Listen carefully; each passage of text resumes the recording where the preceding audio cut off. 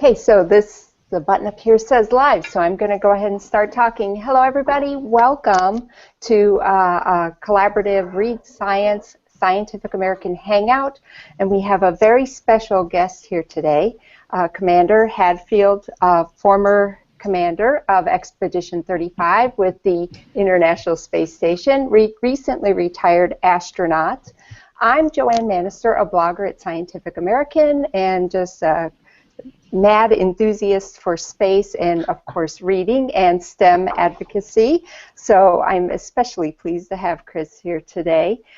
Joining me is my co-host, Jeff Schomeyer. We do a lot of interviews with authors because we like to ask authors, how do they relate science to the general public? Of course, I see astronauts as our greatest STEM advocates, and they do a fantastic job sharing this. In addition, we also have Clara Moskowitz, who is the space and physics editor at Scientific American, also along for the discussion.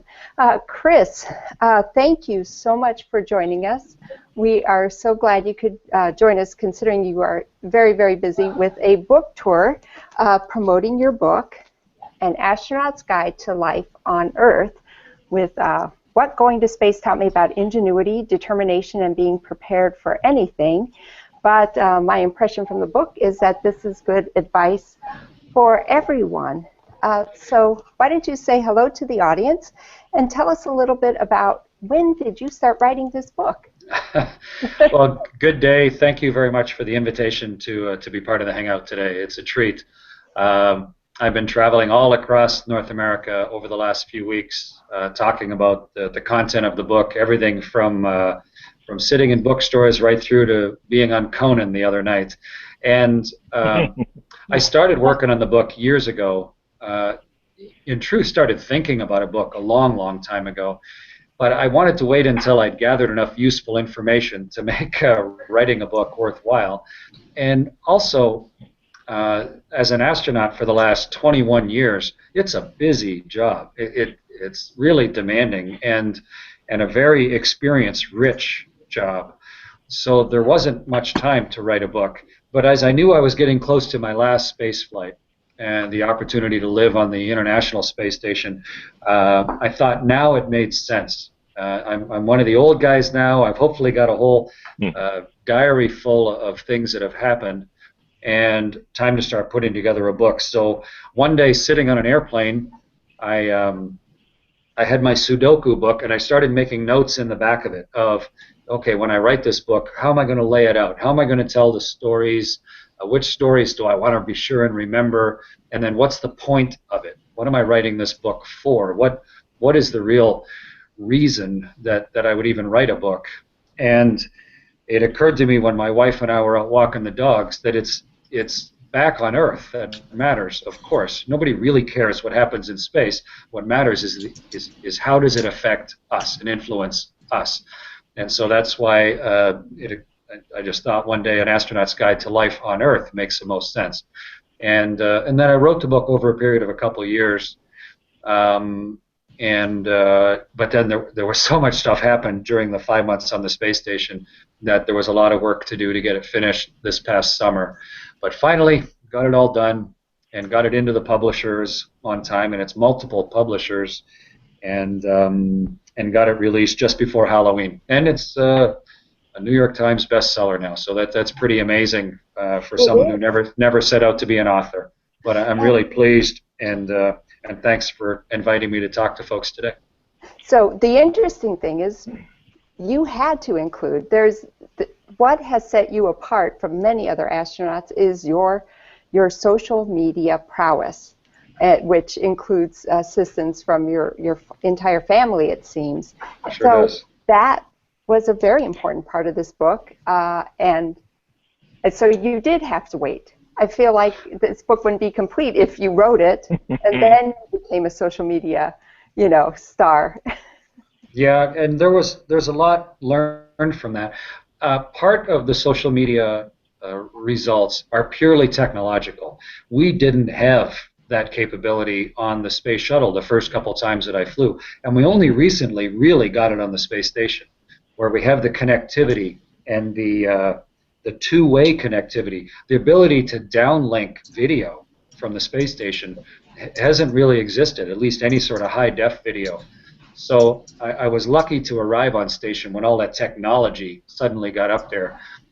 And then part of it is just, as the last 20 years as an astronaut, and one of the few Canadian astronauts, the demand for public speaking was really high. And so I've had my share of trying to tell this whole story of how do you relate the really unusual things that astronauts do, the strange ways that we prepare, and the bizarre experiences of, you know, being blinded during a spacewalk, or trying to deal with a live snake in my airplane, or the type of strange things that happen.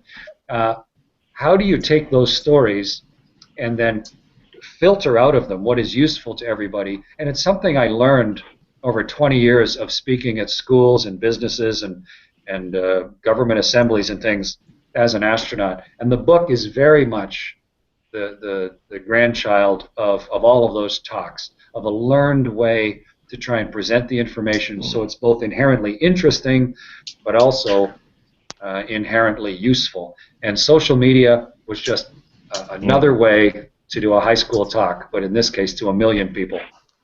Our whole theme is, with this program, is science communication and getting people interested in science by telling interesting stories, meeting interesting people. Anything will do. And I got to know you thanks to Twitter and the photographs that you sent from the space station, which you tell us is largely down to your son Evan's convincing you to do the outreach with the social media and marketing space. And that's how tens of thousands of other people have got it, which is, you know, valuable, really valuable for science outreach. But this is nothing new for you either. Interesting people in space has been one of your themes the whole time. So here I am with my essay question of, you know, how to do this, why to do this, how we can become, you know, space rock stars. And it sort of comes down to being an interesting person after a while, it seems like. But this is nothing new for you, really. It's just some of the tools have changed, right? It's true. When society or your employer labels you as an astronaut, when you start talking to a stranger, you know, you're sitting on a bus or an airplane or in a restaurant, and you're having a normal conversation, and you're a normal-looking person. And then as soon as they discover that you're an astronaut, all conversation ceases. There is no chance anymore for a normal two-way dialogue, because the job is so rare that it derails any sort of way to have a normal talk. So I learned a long time ago not to tell people I'm an astronaut for a while, because otherwise all I ever do is talk about myself, and I never learn anything about anybody else.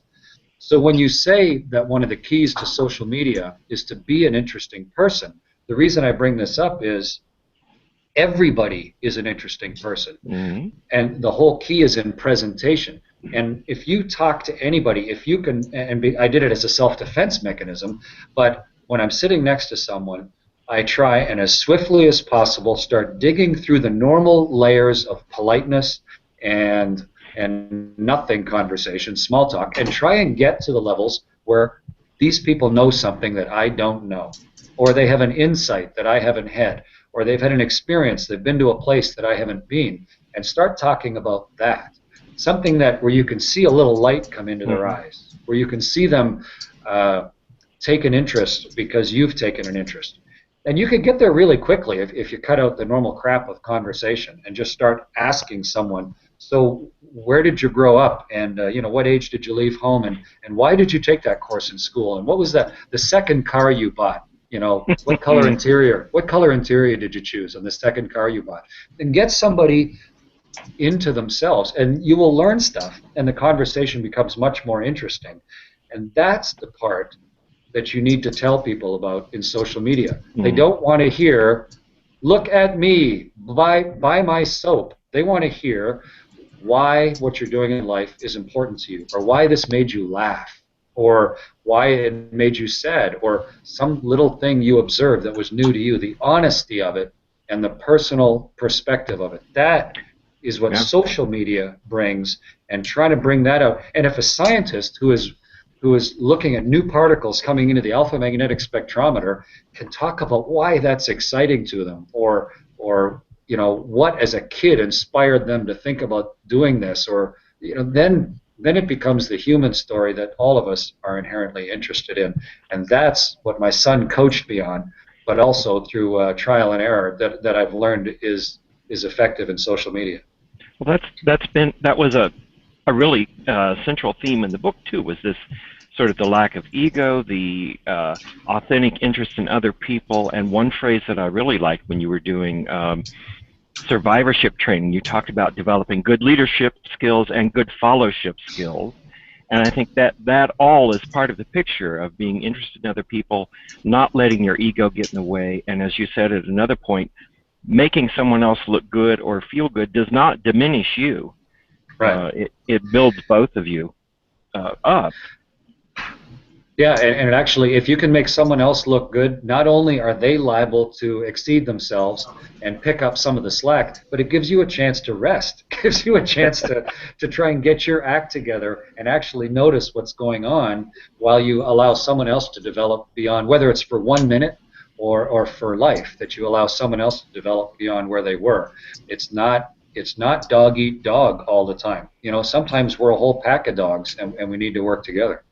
Well, that was, the subtitle of the book. I read it about what going to space taught me about being prepared for anything, which sounds good as a subtitle, but to discover that that's what you were actually talking about was quite a surprise, and that you tell autobiographical stories that are interesting because people don't have a ready instinct about what it's like in space and what preparations you've done, but you also find very interesting lessons from that about how to work well with people, and to some people, how to succeed without making everyone else fail.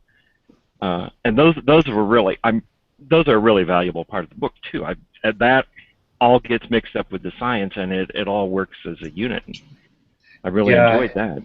And part of my motivation also is that people, and by people, I mean the people that pay for the space program, they can't support it or not support it if they don't know it exists. You can't have an opinion about whether we should have a space station or not if you've never heard of it, or if you don't know that we have one. And you definitely can't make an informed decision about it if you don't understand what's going on up there. And it's not just a remote place where we do interesting robotic experiments on an esoteric level that don't benefit anyone. It is a whole cornucopia of things. It's hundreds of experiments. It's insight into the universe. It's insight into the world, but it's also insight into ourselves. And social media is an invitation on board to see it for what it really is. Not the manufactured or glossy product of what we want people to think what it is, but actually an invitation on board to see all of the raw material of capability that we've put up there. And that is contagious. It interests people beyond the people who are naturally drawn to scientific research, but it draws in people of all walks of life, and that's who are asking to pay for the space station. They have to see everything it can do. And astronauts, people say, when are we going to fly normal people in space? It just cracks me up, like we're some sort of weird, strange subspecies or strange breed in the astronaut office, or we all grew up together or something. If you came to any astronaut social, you would realize we're just a bunch of flawed, normal people doing our best just like anywhere. And so to invite people on board the space station shows that we do have real people on the space station. We have poets and artists and engineers and scientists and photographers and musicians, just like everywhere. And we're trying to make the absolute most of this thing that we've built and let people see the results, and then they speak for themselves, and then people will support it to whatever level they think is appropriate. And that's the way it ought to be. So the PR people may not be happy, but you and I would probably agree that the immediacy and spontaneity are on the whole good things. Sure. I mean, we don't, you don't get to go live on the space station because you're a myopic idiot And so you don't need to treat the people that are speaking on behalf of the program as if their myopia and their inherent idiocy will cause them to constantly say bad things, you know. And so the openness is important. And people need to think about it. They need to get comfortable communicating. Some people are not comfortable naturally, but we train to do extremely complicated things. We train to do very esoteric things, and they're necessary to live on the space station. And so you can also train people how to communicate what they're up to better, just like any other skill. And NASA does address that, and they work on it, and they try and then encourage people to the maximum extent that their nature allows to communicate what's happening. And our reaction is still catching up to the technology, as it often does, but I think we're going to see more and more of it. Mm-hmm. Well, speaking of having regular people go up in space, the commercial space industry is obviously heating up these days, and more people may soon get the chance to go up there. What do you think about that? And would you ever consider riding Virgin Galactic, for example? Oh, sure. It's the natural progression. There's all sorts of historical examples of the next generation taking what they were raised with and pushing it to the limit. Whether it is, just my teenage kids leaving home in a huff because they can't stand the environment that they grew up in, or whether it's people leaving a country because of a famine or a change or where they need to seek a better place, or if it's purely just technology allowing us to go someplace that we couldn't go before, like sail across the Atlantic or go live in Antarctica. And the way we've always done that is to have a big organization set up a structure, a comfort base, a financial stability that allows us to start sending out probes. And then we send probes. In my family, in 1827, I think, they sent a probe to Canada from Scotland. And it was a 19-year-old. But they sent their 19-year-old son to Montreal as a probe. Go be Mars Curiosity rover for us. We want you to go to Montreal, have a look around, see if it's habitable, see what life could be like over there, see if there's opportunity, and then report back. And then we will make a community decision as to whether we're going to move there or not. We did that in Antarctica. We've been sending probes down there, and we realized with, like Shackelford or Shackleton and all the other early efforts, and then we found that not only is it possible to live there, but it's scientifically worthwhile. And we set up the various bases. Until now, we have almost 100 people who live at the South Pole year-round, and we're understanding our world as a result. And so going to space is just the next logical progression of that. We've built the technology that we've sent probes almost everywhere, and now, based on what we found, we have left Earth. And the space station is a permanent habitation away from Earth for the last 13 years, this month. And we're now just trying to decide, okay, just like my family did in 1827, where do we go next? What do we do next? What makes sense for the overall health of our big family? And so commercial spaceflight then starts moving into that. This big structure is there. When can it be possible that it's not just the government who can afford to go as one of these probes or as an entity, but maybe us, just a company or maybe just a private citizen could afford to start going to this new place? And the way that Virgin Galactic has done it is they are the first one that is really targeting private citizens to be able to be the business model of their whole company.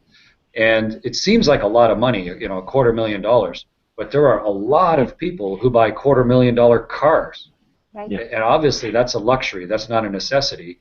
And if there's that many people buying a $250,000 car, then there is an opportunity for that amount of money to be spent to go and travel to space. And you have to start somewhere. And it's going to be expensive at first, and we're going to learn a lot of lessons, and from that, we will probably find a way to make it cheaper or more targeted at a cheaper audience. The very first airline wasn't Southwest. The very first airlines were very expensive, targeted at the very well-to-do, and only over time could we figure out how to make it more common. And so, yeah, it's not easy and it's not cheap, but it's the important start. And Richard Branson is both brave and prescient and wealthy enough to be able to take a lot of gamble and set this up. And I'm not sure he has it right. but he's the only one who's trying really seriously at the forefront right now, and I think he's within about 9 months of flight. And sure, I'd love to go for a ride, but you know, I'm spoiled, right? I've lived in space, and to go for a short ride, you know, I would have to convince myself, for me, why it's worth the money. But the inherent idea of it, I think, is great. And when you go out and meet people, do you sense a lot of enthusiasm in the general public to go to space? Oh yeah, for the idea of space travel, I'm one of the, you know, when you wear a blue suit as an astronaut, you get a credibility that maybe you haven't even earned. But when you show up in a high school gymnasium wearing an astronaut's blue suit and you've been to space once, then you get direct attention of 1,000 students, at least for a while. And so therefore, you get to see directly reflected back what the interest level is. And as adults get older and older, they tend to get a little more, I don't know, established in their thinking. And something that they were excited about when they were 18 or 20 has long sort of faded into memory. And so they start to think that everybody is the same as them. They go, well, I used to be excited about space travel, but now I'm 55 and I've become this job and I've become this person. So therefore, nobody's interested in space travel anymore. You start to project your own life onto everyone else. But I directly talk to tens of thousands of students all the time, and I see the same fundamental desire and interest and burning curiosity and hope of being able to do that sometime in their life as I experienced and the kids around me experienced when I was a kid. I get direct feedback from it. And so I kind of put down people who say, oh, well, we used to be interested in spaceflight, but we aren't anymore. That's you know, largely an effect of a natural process of specialization with age. And I think there's enormous interest. It'll really be self-limiting by cost. If it costs $250,000 for one ride, there's only a small slice of our society that can afford that.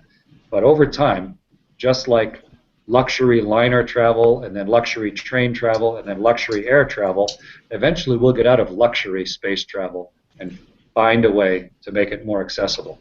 It's going to take time, but we'll get there.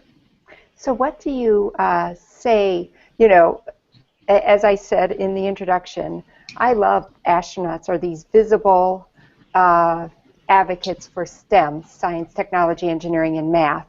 So what do you do to encourage students along those lines? Because none of this is going to happen if we don't have brilliant people, engineers and mathematicians and scientists, building these things that get us to space. So what do you recommend specifically? Well, you need to inspire your young people to try and do something that is currently impossible or just barely possible.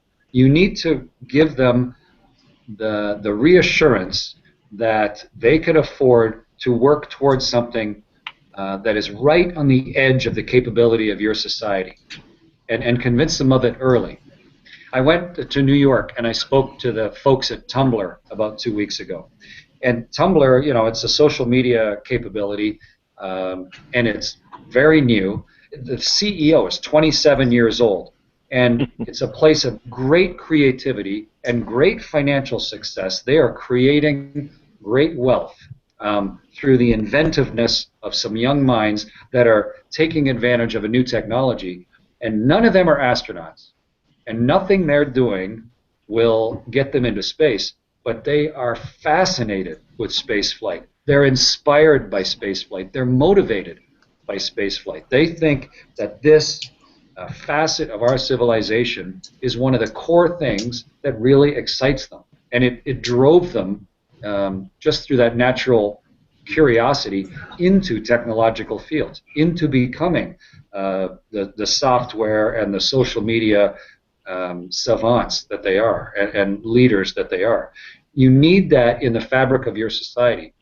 And not everyone's going to want to be an astronaut, but the people that design your cars, they are fascinated by spaceflight.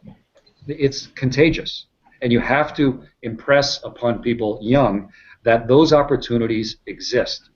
You have to show them that there's a horizon beyond the one that maybe they're growing up with in their village or their town or their school. You have to show them somehow that all of these things exist. And that's why the educational side, the outreach side, social media isn't just for seeing what a pop star has done this week. And social media is also for showing the cool stuff that's going on within all of society and the challenges and opportunities that come within it. And the more effectively we can communicate what is right on the fringes of our capability, the more it will inspire our young people, and then they will, through their own natural curiosity, pursue a career in science, technology, engineering, and math, and the arts, and all of them fold together. And that's a lot of my motivation in how I conducted myself for 21 years as an astronaut. So are all the STEM things as well as art things, and we've agreed with many people before that art and creativity is a big part of, should always go along with science and technology and things too. And combine that with a theme from your book where you're talking about preparedness or always being ready to sing Rocket Man. Yeah. You know, using your time productively to learn things instead of not learning things as a way, because you never know quite what you're going to be presented with. Yeah, it's funny. I grew up on a farm, and being a farmer is a lot of practical skill training, right? You're always repairing something that broke, or you're 5 miles away from the barn and something broke on your tractor and you have to fix it with the tools that are available. It's a very practical apprenticeship of how to go through things, and you're constantly trying to invent and get yourself ready for the next thing that's coming. And it applies sometimes in space flight. I never knew that some of the training that I got on the farm was actually my apprenticeship for breaking into a Russian space station. But there I was on my very first space flight, and we docked with Mir, and now I'm trying to open up the hatch that will, after we've equalized pressure, that will let us to enter into the Russian space station, and it has been tied down and strapped up and secured by some great big strong Russian engineer, and my only way to break in is with my Swiss Army knife. And so, but that's what you use on a tractor all the time, and all the little tools on the end.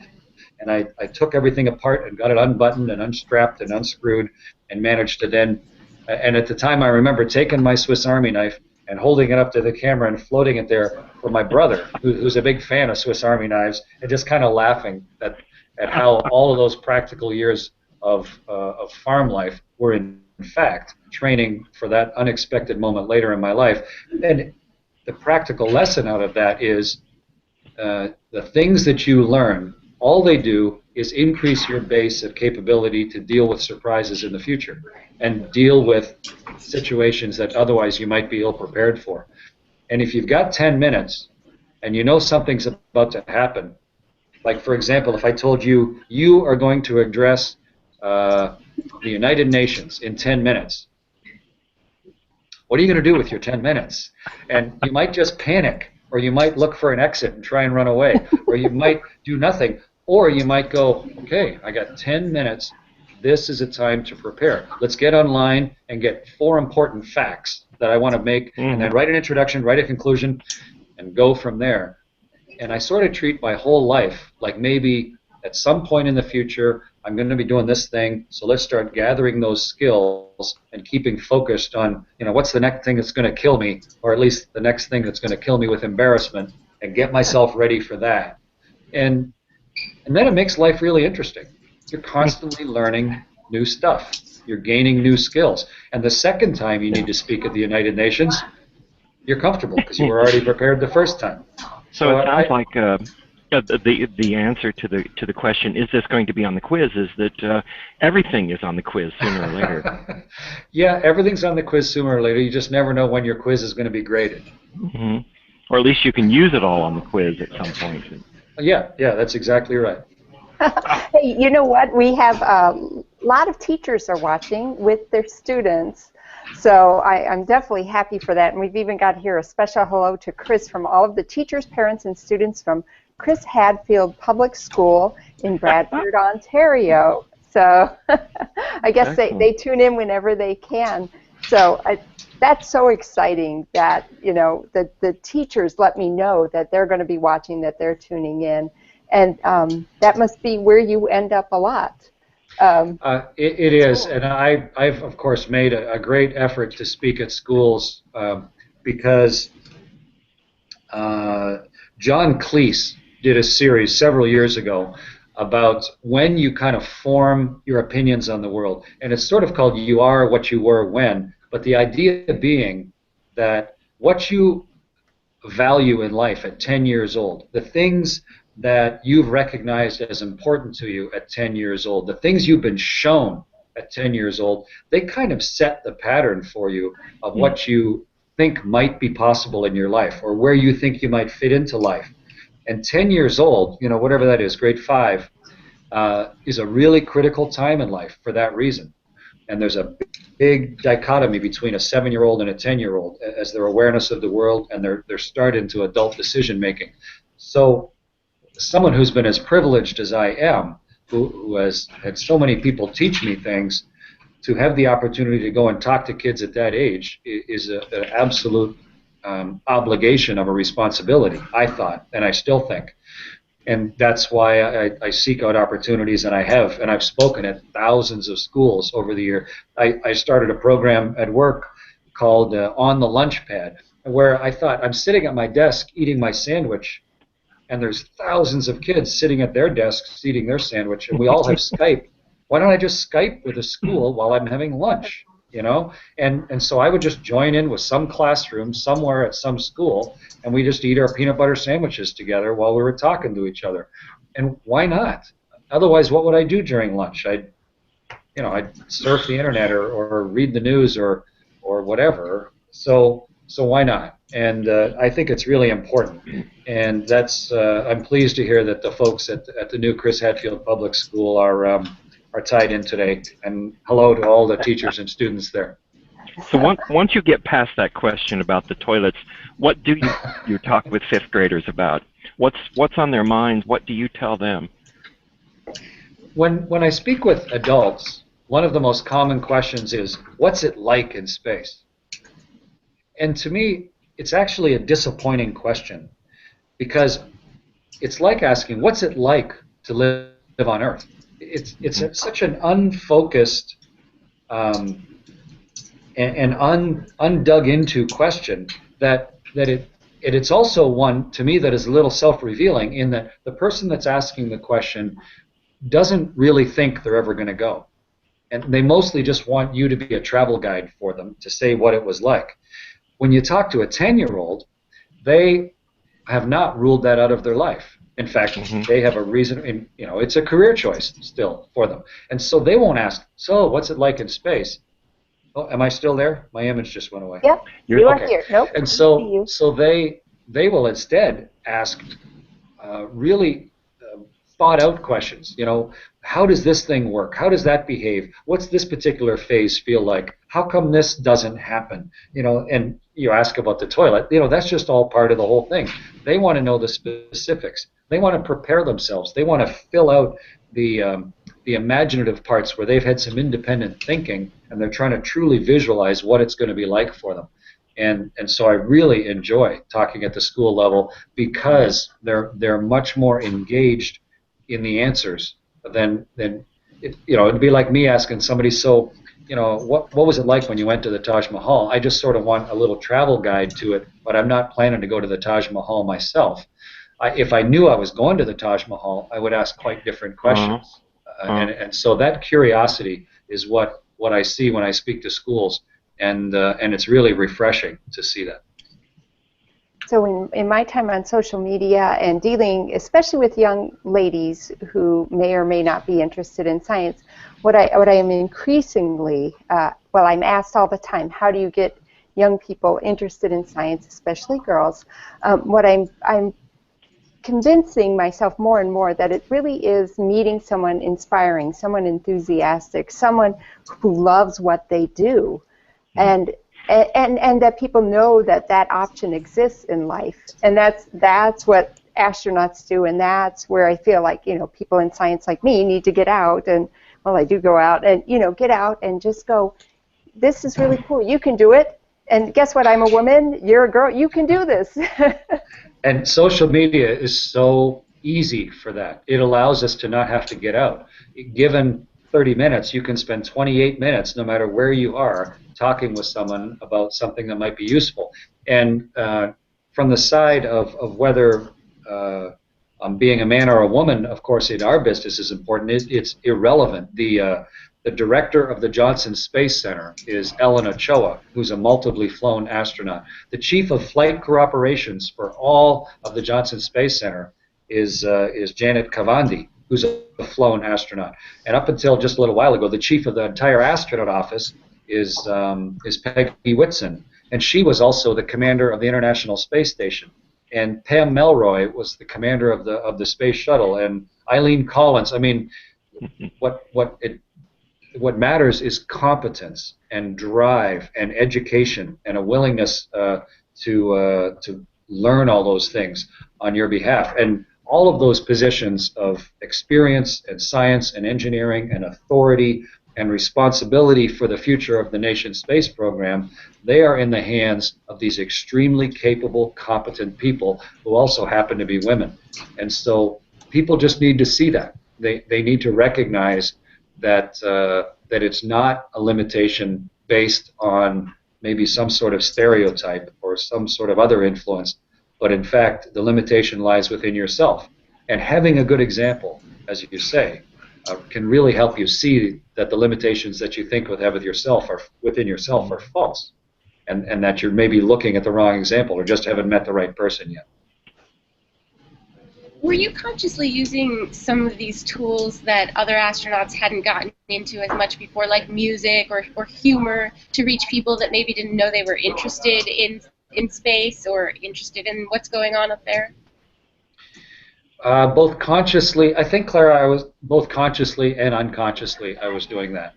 But it's really just sort of an extension of myself. I wasn't like playing some chess game where I wanted to move king's pawn to king's queen 6 in order to accomplish some objective. It's just I love music, and I'm an engineer, and I'm a test pilot, and I'm an astronaut. And it's not like astronauts way up here and music is way down here. It's just stuff that I like to do. And for me, it's another natural challenge and human activity and a way of enjoying life.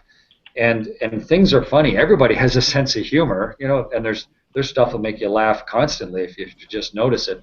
And so in just open communication, I'm just as happy to talk about the complexity of maneuvering a spaceship, allowing for orbital mechanics when you're coming into dock, as I am the complexity of changing from a B minor to an F sharp minor when you're learning to play guitar for the first time, or the complexity of telling a joke properly and bringing yourself back around to a recurring joke theme in a conversation so that you can get a laugh. Those are all just fun and things to talk about, and ways of noticing and enjoying what's happening with the people that you're talking with.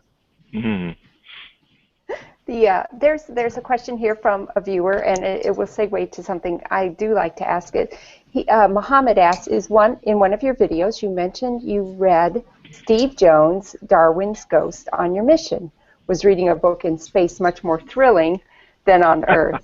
That book, Darwin's Ghost, is interesting. It's by an author who took Darwin's Origin of the Species and then tried to update it using a lot of the research and genome data and a lot of the stuff that's come since. I found it quite a thought-provoking book to read in orbit. And in fact, I would learn stuff in each chapter, kind of challenge my own thinking, and I'd bring the conversation to the astronaut dinner table so that when we were together having dinner that night, then I could talk about something I'd read in the book the night before. So it was really good as a way to bring new ideas on board. It's weird reading a book in space, actually, because when you're reading it, you've got the page open, you can let go, and the book floats in front of you, which is kind of fun. And sometimes, you know how sometimes when you read a book and you fall asleep and the book sort of falls into your lap. Well, in the space station, if you read and fall asleep, after a while the book will float up and bounce off your forehead and maybe you wake up. So I noticed it was kind of an odd, but I liked it on a paper book up there because there's just a certain comfort in holding a page and reading the same paragraph that was really thoughtful, reading it 3 or 4 times or thinking about it. And it was a nice, tangible link with home. And so I really enjoyed reading and getting some new thoughts of that particular book while I was in orbit. And we have a pretty good library, both an electronic library as well as a print library of books on the space station.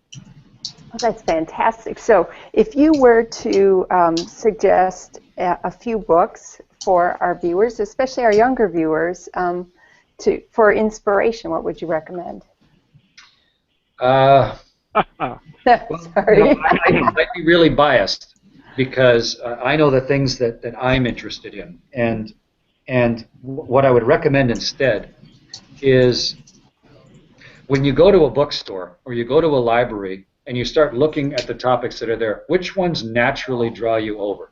What naturally attracts you? If you see one, say, with, I don't know, pictures of Yosemite, or if you see one that talks about birds, or you see one that talks about music, what naturally draws your attention? Or if you're flicking the channels on TV and you see something and you naturally stop at that channel and look at it and watch that one. Or if you overhear people talking in the seat in the bus next to you and you're just ignoring their conversation until you hear one topic and you go, huh, and you kind of listen. What are those things that you're naturally curious about?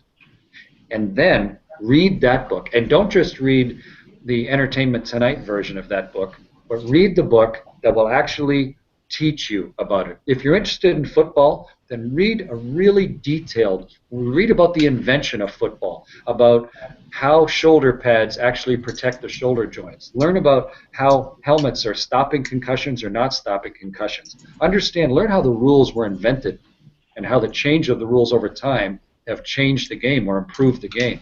Or if you're interested, learn the technology and the thought behind the things that you're naturally interested in. And there's an unlimited resource of books to do that. And when I tend to try and read books that teach me something, or that when I get to the dinner table that night where I can talk more intelligently about a topic than I could this morning, because it engenders conversation amongst everybody. And so there's all sorts of books that appeal to me. And if you want to read a really good book about spaceflight, of course you should read my book, but if you really want to read a good book about spaceflight, I think Mike Collins' book, Carrying the Fire, is a tremendous book about the early days of spaceflight, a really nice insight into what it was like to be an Apollo astronaut and to orbit the moon. Or Before the Dawn, to me, is a fascinating book, which I read recently. Or The Third Chimpanzee. It's not that I agree with everything those writers thought, but they've taken something that I had a passing interest in, and they have dug way, way deep into it and taken that thought process right to the end, so that then I can go, I really disagree with that. Or, I really agree with that. And I'm going to maybe view the world a little differently because of the thought process that someone else has done on my behalf. We may be getting perilously close now to our summarizing time, where we either start to wrap it up or we've got 3 hours worth more. So I'm going to say, yes, people should read your book, because not only do they get a lot of enthusiasm, a lot of interest in space things. I've got one right here behind me. And, your personality through it. But there are lots of preparedness about space and excitement, but also lots of really valuable lessons that apply to everything that a younger person might learn for living a really good life. And so here's one quotation that I wanted you to summarize, to end on. It's like, you say, it's never either or, never enjoyment versus advancement, so long as you conceive of advancement in terms of learning rather than climbing to the next rung of the professional ladder. And I think that's a lot of what we've been talking about today, too, and I think that's a really fine lesson. When you come back from the space station, in my last flight, I commanded the International Space Station. It's kind of like the world's spaceship, and I was trusted to command that thing. And so it's a very high level, not only of responsibility, but it's quite a high honor. It's quite a high, rare level of recognition. And you could come back thinking you're pretty special, or that from now on, everything else should be somehow at that level or something. But being an astronaut, fortunately, that doesn't happen because you come back from that flight and the next person goes to command the spaceship, and when you come back, you're physically deflated. You have to recover from the experience, but you roll back into the astronaut office like I did for 21 years, and you now become the Deputy Assistant Manager of Payload Safety Review. And it's a really important job, and we have to do it to safely fly in space. But it keeps things in perspective. You support the other people that fly in space. The job that you do is making space flight safer. And even though it was your turn for a while to hold the tiller and to be in charge, climbing down the ladder is not a negative. Climbing down the ladder is actually just another thing that happens and that could have just as positive a results. And so the perspective of that is important. It's one that's naturally fed to us in our job, and therefore it's one I tried to explain and include in the book to the best of my ability so that you can get the whole picture and not just evaluate your life based on the individual small peaks that might happen. Wow. Well, everybody, we do not want to hold up Commander Hadfield much longer. I'm sure he's got a busy schedule. This could go on for hours. Thanks to everybody who sent us questions. I know we couldn't get to all of them, but you know, if you catch him at a book signing, you might be able to ask him because he is touring everywhere. You probably don't stop talking. Do pick up his book, An Astronaut's Guide to Life on Earth. It is really good. His personality shines through. You can tell that family's important. He adores his wife, and we want to thank her for being tech support back there with him. And everybody, thank you so much for joining us. Thank you, Clara, for your presence and your questions. And Jeff, of course, as always, a pleasure to work with you. Thank you to everybody on behalf of Scientific American for joining us for this Hangout with Commander Hadfield. We'll see you again soon. All right. Thanks. Nice to talk with everybody. Thank you.